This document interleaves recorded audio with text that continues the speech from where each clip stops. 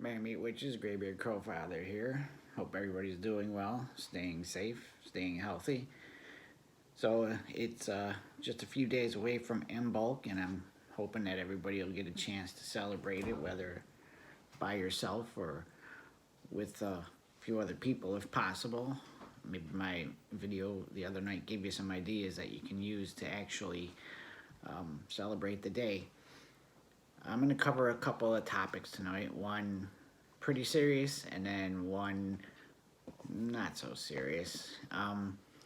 So the first topic I'm going to talk about is raising energy, and it probably would, relate to me tonight because if you look at me, you can tell I need some energy. I'm exhausted, so I was thinking about what's a really good topic to cover tonight.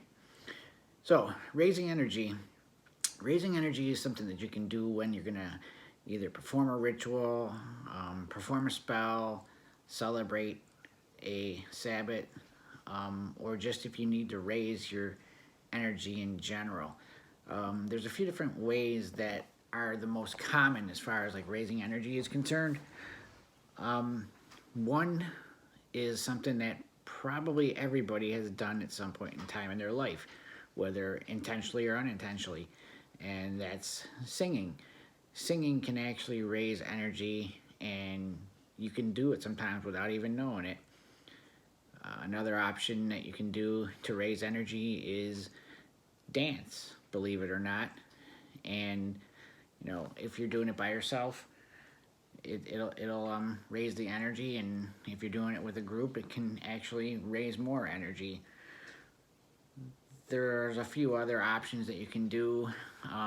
Using a drum to actually pound out a rhythm can be used to raise energy. Heck, even using a guitar can raise energy. And from one of the previous videos that I had too, if you remember when I had the bell, that's actually another way to raise energy. Although you don't want to be constantly ringing it.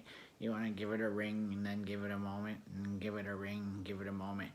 Now all the time while you're doing this, whether it's the singing or the drumming or the dancing, whatever the case may be, you want to visualize this energy coming up around you as you're drawing it in.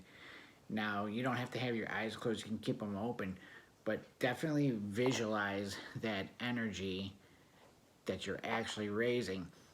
There is another way of raising energy too, but I'm not going to go into that because that's more of an adult nature, so you probably have to figure that one out yourself, and you probably know what I'm talking about, but I'm trying to keep these videos for a larger general audience, if you know what I mean. Maybe one day down the road I'll go into that, because believe it or not, it's a actual very big part of pagan and Wiccan beliefs.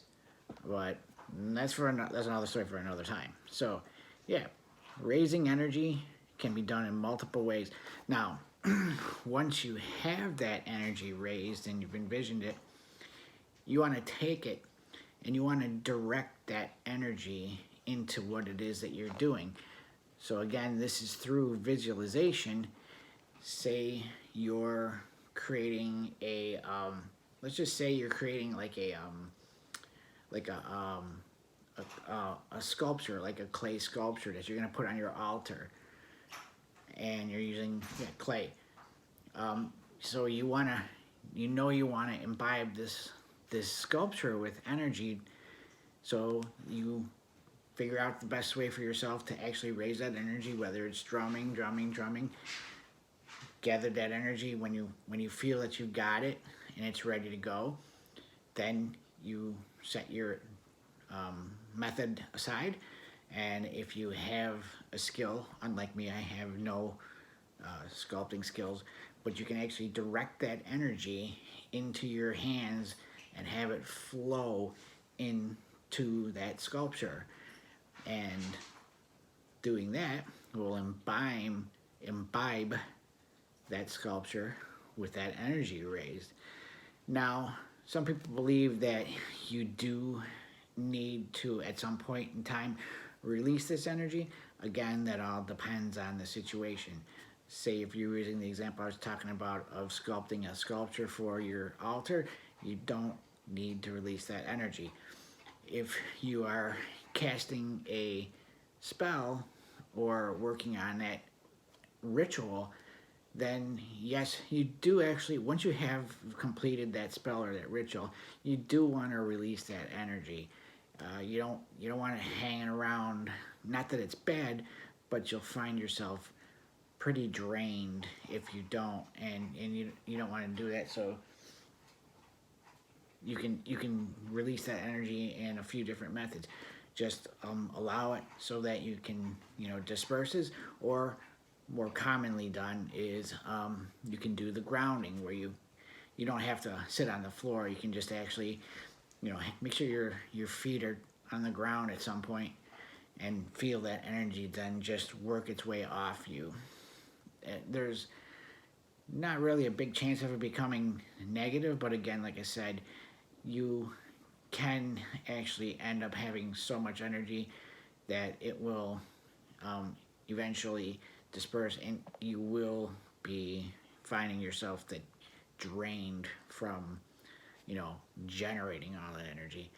It's always a good idea to pretty much ground yourself if you can before a ritual or a spell, then after a ritual or a spell, or if you're doing it as bad, well, obviously you'd be doing magic at that point in time. But it's always a good idea to ground yourself so you can mentally prepare for what you're about to do, because intent is going to take up a big part of what it is that you're about to do. But those are a few different ways to actually raise the energy that you need to complete that what it is that you're trying to do.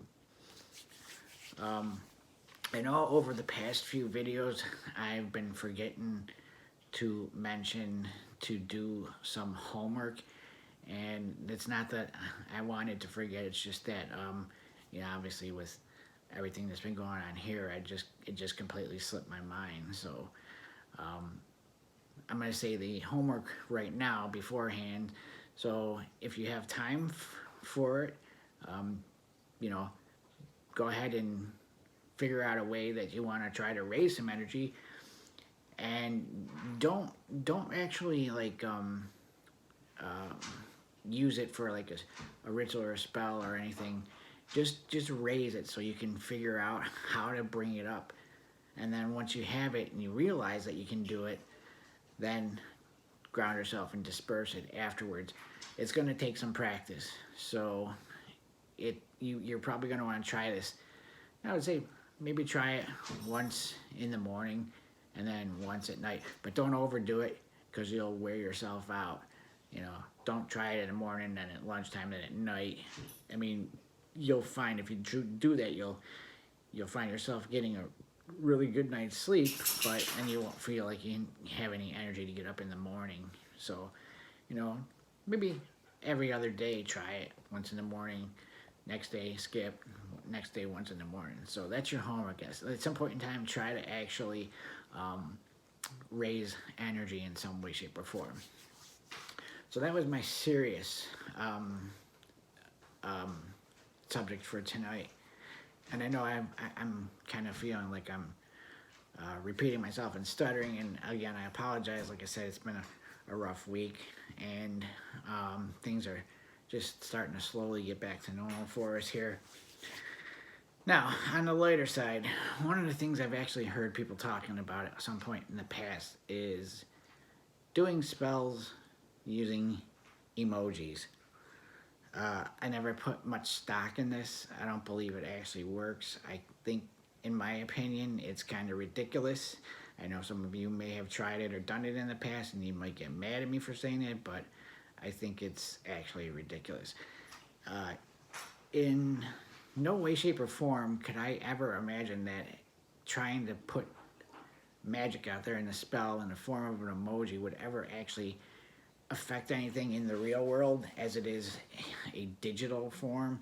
Yes, I know digital is energy, ones and zeros, but if that were the case, then people would be, creating spells all over the world unintentionally, especially with all these emojis that you see on Instagram and Reddit and Tumblr and TikTok and everything.